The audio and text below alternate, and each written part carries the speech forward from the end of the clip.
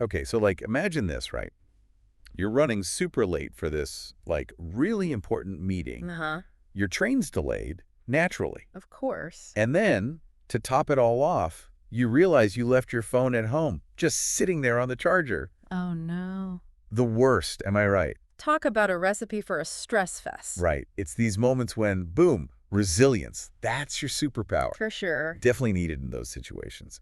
So, you know, I'm all about a good self-improvement deep dive. Always up for it. And this article, Building Resilience, is easy. Actually, I had to talk about it. Yeah, catchy title. But between us, easy. I don't know about all that. Well, they definitely weren't afraid to make a bold statement, that's for sure. Right. But I will say, they have a point about resilience. People get it wrong all the time. What do you mean? It's not about, like, never showing your feelings or pretending everything's peachy when it's not, you know? Yeah, no, not about being an emotionless robot. Exactly. It's more like, think of a rubber band. Okay. The article mentions that it bends, it stretches under pressure. Right. But it always goes back to how it was before. Okay, I'm liking this analogy. It's about being able to bounce back, you know? Handling whatever curveballs get thrown your way. So less about being invincible, more about rolling with the punches. Exactly. Yeah. And the best part is, the article makes it clear, resilience, it's a skill. Okay, so you're saying it's not like pre-programmed or something. Not at all. It's something you can build up, strengthen over time. That's actually super encouraging to hear, because it means like even if we aren't, a total resilience gurus right now, Yeah. we can learn how to be. 100%.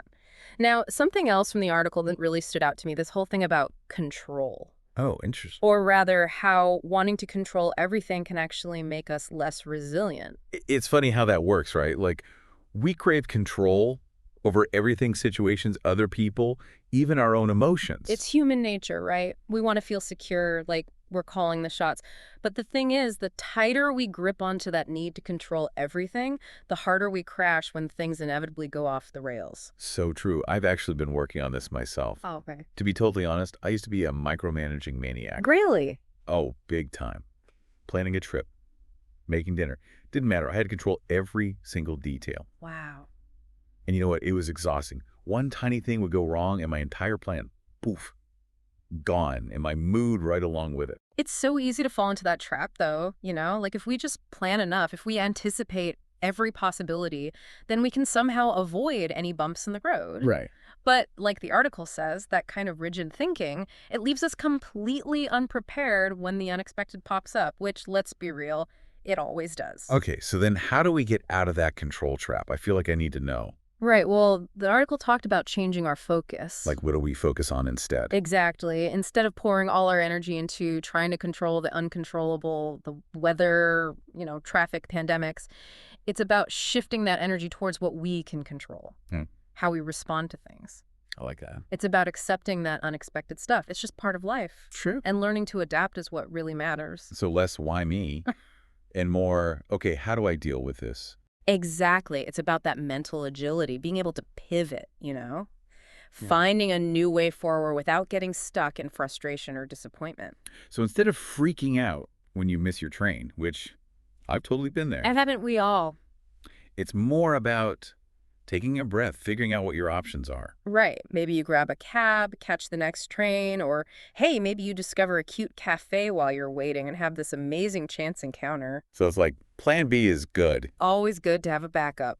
but being open to plan C, D, even Z, that's where the magic happens. Totally. Sometimes those unexpected detours lead to the best experiences, the ones you could never have planned for.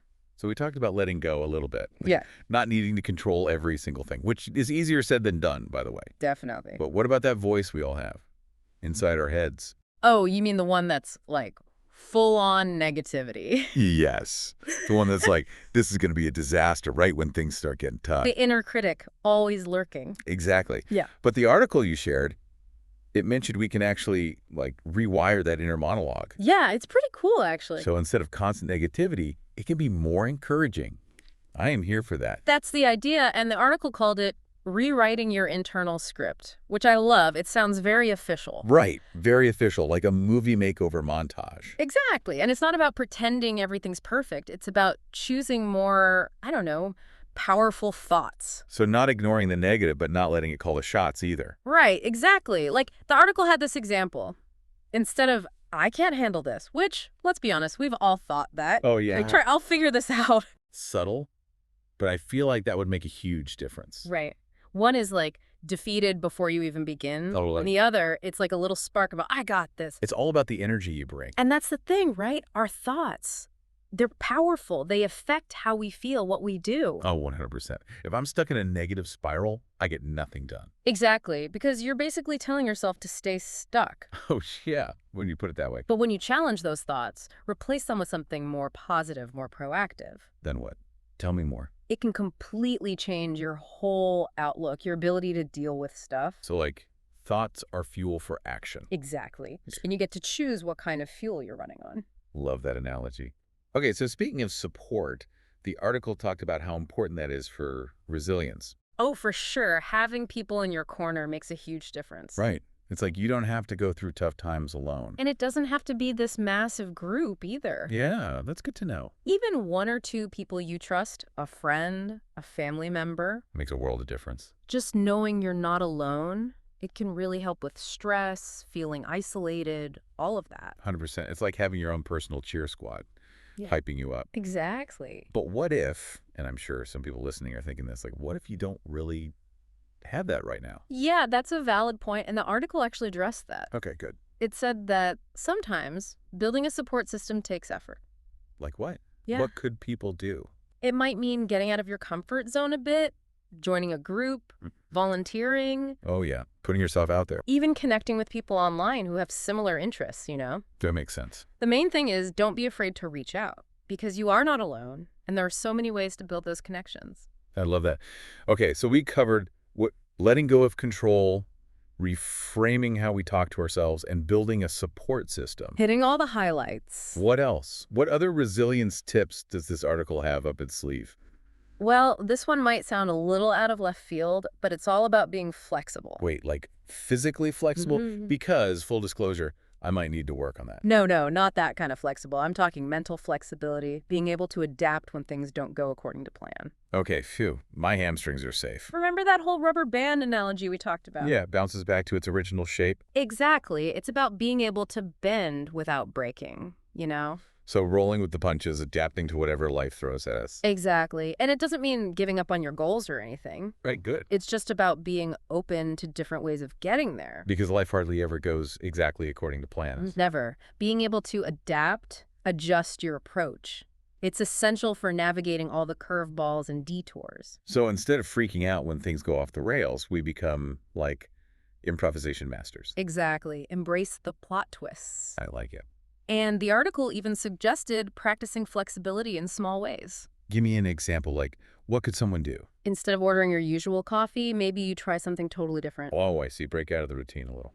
Even tiny things like that, they can make you more comfortable with change, with uncertainty. It's like training your brain to be more adaptable. Exactly. Building that mental muscle memory for dealing with whatever comes your way. So flexibility is Yeah. key. But earlier we were saying to let go of control. Right. Now it's all about adapting.